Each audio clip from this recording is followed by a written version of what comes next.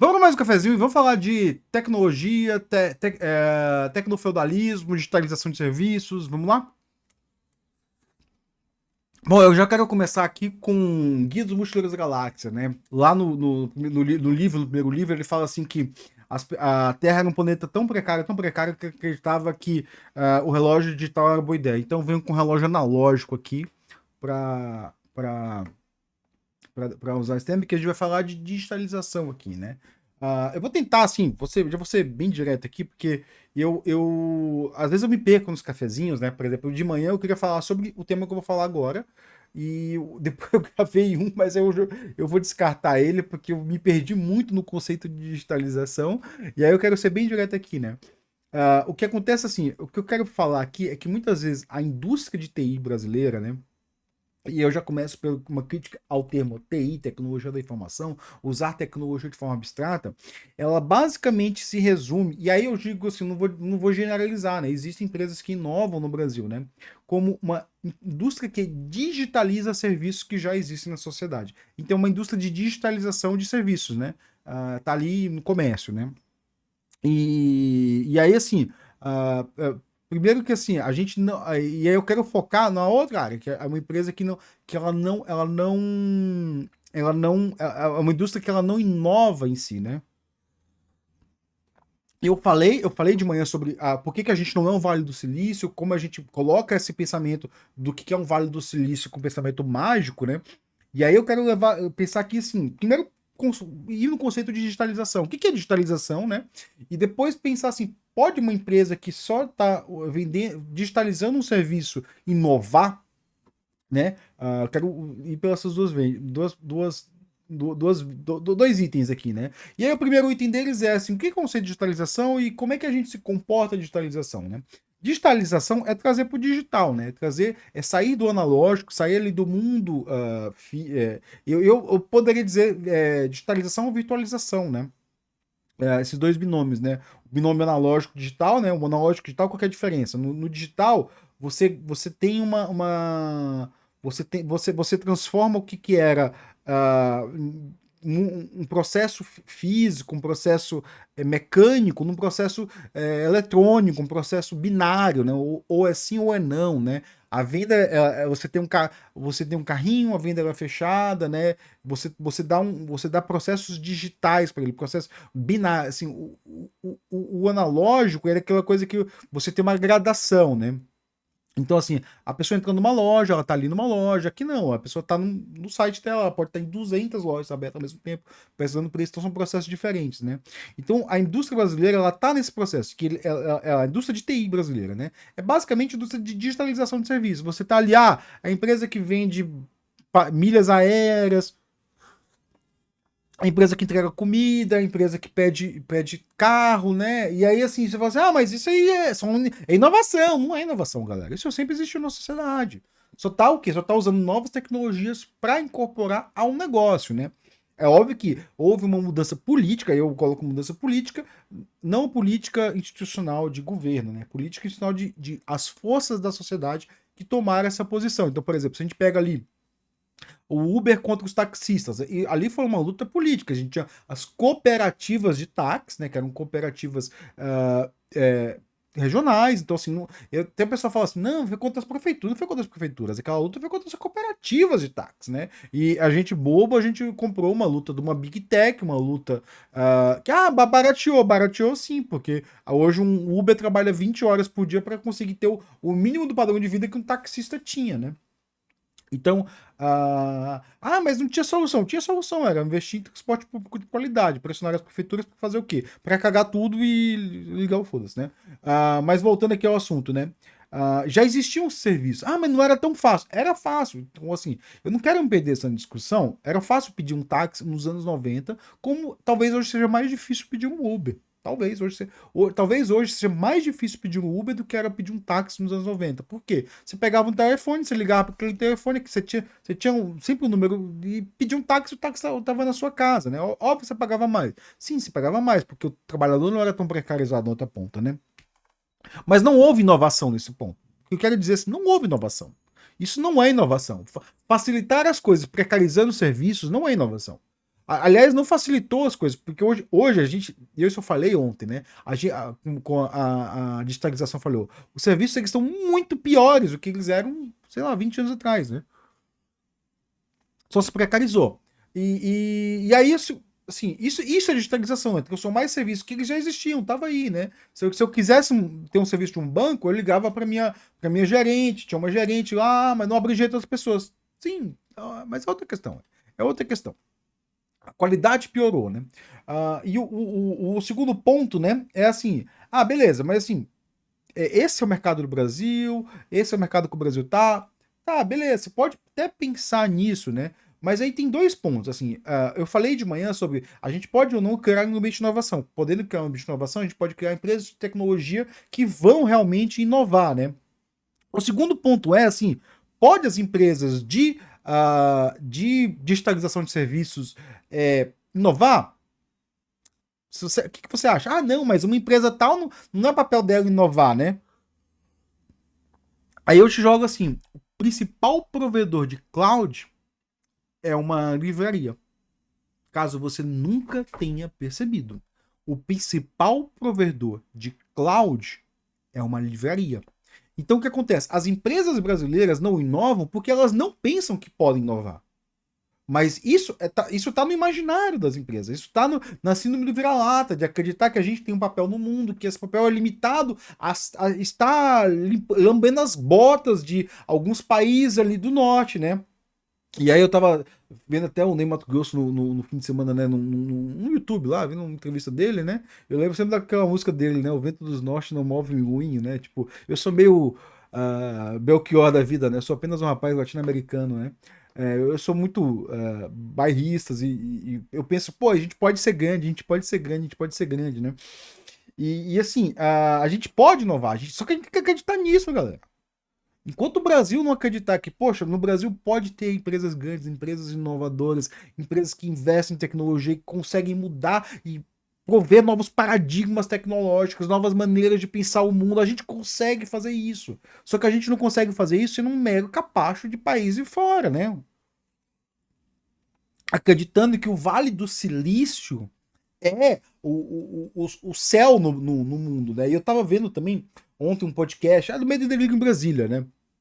Ah, que era assim, ó, as loucuras que eles acreditam, né? As loucuras que os chefes do Vale do Silício acreditam. É um bando de loucuras. Assim, os caras estão falando de criogenia para viver eternamente. Então, assim, essa ideia de IA generativa, os caras querem o quê? Os caras querem congelar o próprio corpo, botar a cabeça deles numa IA, e aí no futuro vai pegar aquela cabeça deles que está no IA lá e reviver o corpo. Umas loucuras aí que tem que ser muito idiota ou tem que usar muita droga como para assim, nada contra quem usa, né? Mas assim, acreditar nas loucuras que aparecem na viagem é bizarro, né? E aí assim, e aí a gente não acredita nisso, a gente não vê a gente vê com isso básico, né? O básico, quando o dia que uma varejista brasileira resolve falar assim, eu também posso ter um cloud, eu posso fazer um cloud e prover serviço de cloud. Aí vem um bando de patriota, entre aspas, né? Fala assim, mas brasileiro não consegue fazer isso, não sei o que, não sei o que. E eu já vou te dar real, bem aqui, ó. As empresas, e tem muita empresa criando cloud, as empresas gringas, elas têm cloud aqui. É que isso não aparece, né? Mas eu sei que tem um cloud bem aqui na rodovia Zeferino Vaz. Na rodovia Zeferino Vaz tem um lugar que tem assim, data center. Que eu sei que ali é um cloud. Eu sei que é um cloud. É totalmente automatizado lá, tipo, sei lá, não conheço ninguém que trabalha ali. Mas eu sei que tem cloud aqui. As empresas têm cloud. Eu sei, a gente tem tecnologia para fazer. A gente fornece. O que a gente não se faz é pensar em investir. E os investimentos que existem, né? Eles não as pessoas que investem no Brasil, elas não pensam, vou investir para o Brasil virar um polo de referência. Tanto que assim, eu falei no cafezinho de hoje de manhã, né? Que pra gente virar um Vale do Silício, a gente tem que primeiro pensar em um ecossistema, né? E aí vamos pensar no ecossistema aqui. Vamos pensar. Vamos pensar no mercado de TI. Pensa nos trabalhadores de TI.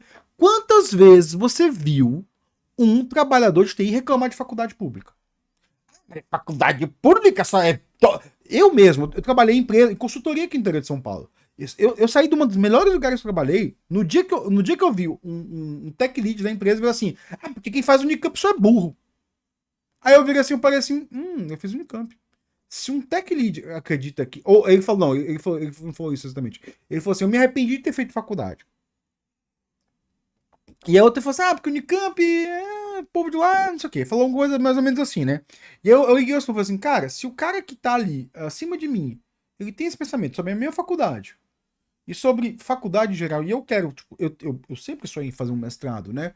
E eu vou crescer, eu não vou crescer. Aí eu saí do lugar, né? E assim, essas áreas de pesquisa, esses centros de pesquisas, né? Porque assim, pesquisa mesmo, são poucas instituições privadas que fazem, né? Esses centros de pesquisas, né, eles são, são boas áreas de inovação. Tanto que eu falei do cafezinho da manhã ali, no Vale do Silício tem duas grandes universidades lá. A Carnegie Mellon, a Stanford, né, eu não sei se a Stanford, a Carnegie Mellon é... Mas assim, quando eu trabalhei quando eu trabalhei com IA, eu trabalhava com uma engine de síntese de fala, né? Então, assim, você jogava texto lá e saía fala, a gente usava o software da Cadmel, né? Obviamente que a gente estava ligado ao Instituto de Pesquisa, quer dizer, a gente era uma empresa, né? Que era um pesquisador, que foi da FEC, aqui na Unicamp. E aí a gente pegou aquele software, a gente adaptou ele, inseriu propriedade intelectual brasileira nele, e a gente tinha uma síntese, uma engine de síntese de fala que na época era melhor que o do Google. Era melhor, assim. O Google fornecia alguns lá, mas a gente tinha outro aqui que era tão bom quanto. E era em muitos casos era até melhor. Mas aí vem o quê? Vem essa ideia de que, tipo, ah, não, vamos usar tudo como cloud, tudo como APIs, né? E eu ficava pro meu chefe falando assim, cara, a gente tem que botar isso como API, tem que botar isso como API. Eu tinha tudo preparado de serviço de API pra comprar, tipo, tudo. E ele fala, não, a gente tem que vender, o futuro é vender com cliente, né? Então ele chegava lá num grande cliente, tinha uns dois grandes clientes que pagavam muito, né? Ele vendia uma API lá, resultado que em algum momento os grandes clientes vão dizer, vou usar a API e tal, que é mais barato, né? Então, então assim, a gente pegou esse modelo que veio ali de usar como APIs acabou quebrando essa empresa, né? Mas o que eu tô falando aqui, eu quero terminar aqui, já que eu tô indo para 3 minutos, é que é possível o Brasil inovar, só que ele tem que mudar a mentalidade. Não dá para assim, o Brasil, as empresas brasileiras ficarem achando que só o que vem de fora é bom e de que não é possível fazer aqui, né? Assim, existe tecnologia brasileira, existem centros de pesquisa no Brasil, existem empresas que pesquisam no Brasil, né? Ano passado eu fui para Curitiba, lá para a Tecnológica Federal, né, o TFPR, e tive uma palestra lá do Amazonas, o cara que era um cara que ele era eu acho que é diretor ele era alguma coisa da CAPES, né? Eu tô falando da CAPES, né? Não do CAPES, né? A CAPES é o conselho de pesquisa lá, de pesquisa do MEC, né? Não do CAPES. Minha esposa trabalha num CAPES, né, galera? Eu sempre que eu ouço, pra mim é confuso isso. O da CAP sobre inovação, né? E ele falou que lá no Amazonas eles têm um polo de inovação que várias empresas surgiram, né? E aí ele até brincou assim: mas as empresas são. Alguém perguntou: mas tá bom, mas todas as empresas você deu para o Vale do Silício. Ele falou assim: beleza, pense isso aí não como uma venda de tecnologia brasileira. Realmente foi uma venda de tecnologia brasileira, mas pense isso como num financiamento da próxima tecnologia, porque toda vez que uma empresa dessa compra, uma empresa grande dessa, Big Tech, compra uma empresa brasileira. Infelizmente isso acontece, né? Por quê? Por que que um brasileiro não comprou, né? Por que que uma empresa brasileira, por que que, sei lá, um desses grupos de varejo grande não compraram? Porque o empresário brasileiro não pensa nisso. O empresário brasileiro quer colocar o Brasil como capacho, como, sei lá, tipo, eu até queria deixar isso positivo, né? Mas eu fico falando assim, eu acredito que o Brasil pode ser polo de tecnologia, pode ter empresas, né? Por isso que eu faço um mestrado aqui, né? De tecnologia, de inovação aqui, né? Principalmente agora que o mercado das Big Tech está muito mais refratário a gente. Eles não querem. Assim, só você ligar os pontos, né? A política anti-imigração norte-americana é patrocinada pelas Big Techs, né? Então, assim, se eles estão contratando ainda brasileiro, eu não sei, mas assim, se brasileiro quiser ir para lá, boa sorte. Para os Estados Unidos, né? Para outros países, não sei, veja você mesmo, né? Eu nunca incentivo as pessoas a aí pra fora porque é uma responsabilidade muito grande, né? Tipo, você dizer pro outro, mude de país. Eu acho uma responsabilidade muito grande e eu acho que eu teria muito cuidado em dizer, vai pra. Eu teria muito cuidado em relação a isso, né? Mas é isso aí, pessoal. Meu cafezinho era sobre esse, né? O que eu queria falar basicamente é que a gente tem que ter muito cuidado quando a gente fala assim de, eu trabalho com tecnologia, como a gente tem que diferenciar. Você realmente trabalha criando tecnologia ou usando tecnologia? Se você é ali só, eu conheço a AWS, eu faço não sei o quê, eu não sei o quê, você é usuário de tecnologia. Você é usuário, né? E assim, nada contra, eu não estou diminuindo o seu trabalho, né? Só estou colocando o seu trabalho na perspectiva de uma divisão do trabalho internacional, vamos dizer assim, né? Essa ideia 1900, 1800 do século XIX, que é, tais países têm que ter tais funções. Essa é uma ideia babaca de um bando de branco colonizador, né? Então, assim, isso é uma imposição europeia que não existe hoje, infelizmente. Não é o papel do Brasil fazer isso. É o papel do Brasil fazer o que o Brasil quiser, né? Então é isso aí, pessoal. Não sei se ficou, não sei se te ajudou alguma coisa. Eu quero decretar que agora eu terminei de falar de tecnofeudalismo, a não ser que surja um grande tema aí, porque esse cafezinho foi a conclusão dessa linha de cafezinho sobre tecnofeudalismo. Não quero mais falar sobre o assunto.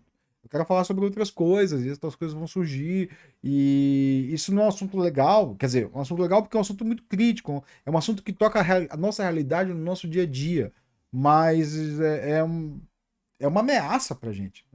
Tecnofeudalismo é uma ameaça à nossa realidade, principalmente à nossa realidade de empregado de TI. Porque se você quer ter um bom salário, se você quer pensar, tipo, eu quero ter uma carreira em tecnologia, em TI, eu quero trabalhar com computação, se você quer ter um bom salário, uma boa qualidade de vida, você tem que pensar assim, começar a dizer assim, olha, fique atento às ideias tecnofeudais e se opõe a ela. Por quê? Porque o tecnofeudalismo é uma relação de sucerano e vassalo. E o seu papel, muito provavelmente, será o de vassalo. É isso aí, pessoal. Obrigado. E com isso eu termino os cafezinhos. Valeu.